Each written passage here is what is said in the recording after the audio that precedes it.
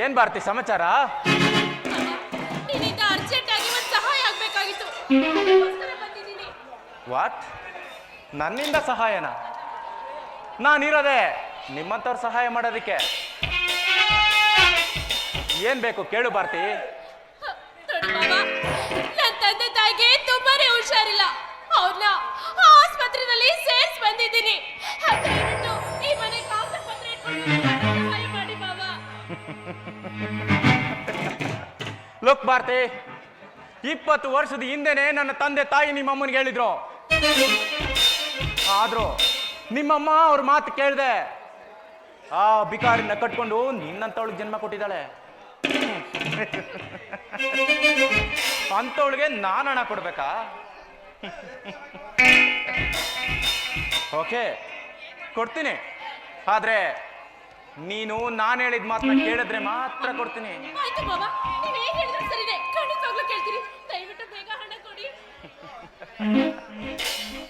ಬರೀ ಬಾಯಿ ಮಾತಿಂದ ಹೇಳಿದ್ರೆ ಸಾಧ್ಯ ಇಲ್ಲ ಭಾರತಿ. ನಾನು ಹೇಳೋ ಮಾತನ್ನ ಕೇಳ್ತೀನಿ ಅಂತ ನನ್ನ ಕೈ ಮೇಲೆ ಪ್ರಮಾಣ ಮಾಡಿ ಹೇಳು. ಅಂದ್ರೆ ನಿಮ್ ಮಾತಿನ ಅರ್ಥ? ಅಯ್ಯೋ ದೇವ್ರೆ, ಒಂದು ವೇಳೆ ಇವ್ರಿಗೆ ಮಾತು ಕೊಟ್ರೆ ನಾಳೆ ದಿನ ನನ್ನ ಶೀಲನೆ ಕೇಳ್ಬೋದು. ವರದಕ್ಷಿಣೆ ತಗೊಳ್ದೆ ನನ್ನ ಮದ್ವೆ ಆಗೋದಕ್ಕೆ ಈ ಸಮಾಜದಲ್ಲಿ ಯಾವ ತಾನೇ ಮುಂದೆ ಬರ್ತಾರೆ? ಎಷ್ಟೇ ಆದ್ರೂ ಇವನು ನನ್ನ ಸೋದರ ಮಾವ ಅಲ್ವಾ? ಹೇಗಾದ್ರೂ ಮಾಡಿ ಒಟ್ಟಲ್ಲಿ ನನಗೆ ಜನ್ಮ ಕೊಟ್ಟಿರೋ ತಂದೆ ತಾಯಿಗಳನ್ನ ಗುಣಪಡಿಸ್ಕೊಳ್ಳಬೇಕು. ಯಾಕೆ ಭಾರತಿ ತುಂಬಾ ಯೋಚನೆ ಮಾಡ್ತಾ ಇದೆಯಲ್ಲ?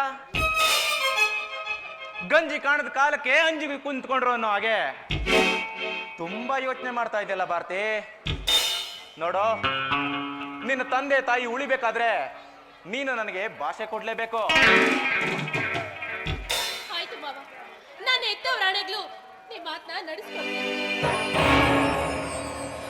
ಇವನಾಸೆ ಕೈಗೊಂಬೆ ಇವಳು, ಕಾಮದ ಕುಲುಮೇಲಿನೊಂದು ಬೆಂದೋಳು.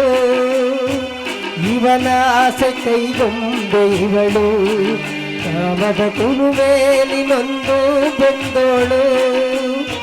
ವಿಧಿಯೂಡಿದ ಸಂಚಿನಾಟ, ವಿಧಿಯೂಡಿದ ಸಂಚಿನಾಟ, ಇಲ್ಲಿ ಬಲ್ಲೋರು ಯಾರು?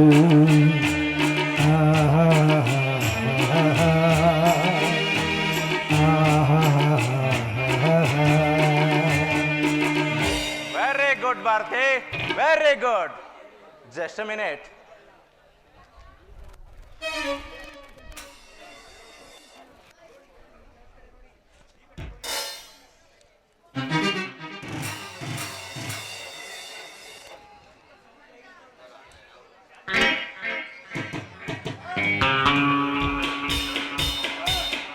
ತಗೋ ಭಾರತಿ.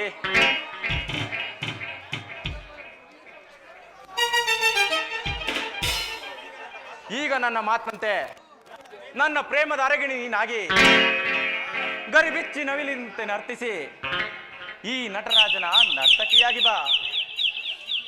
ಸರಿ ಮಾವ, ನಿಮ್ಮ ಮಾತಂತೆನೇ ಆಗ್ಲಿ.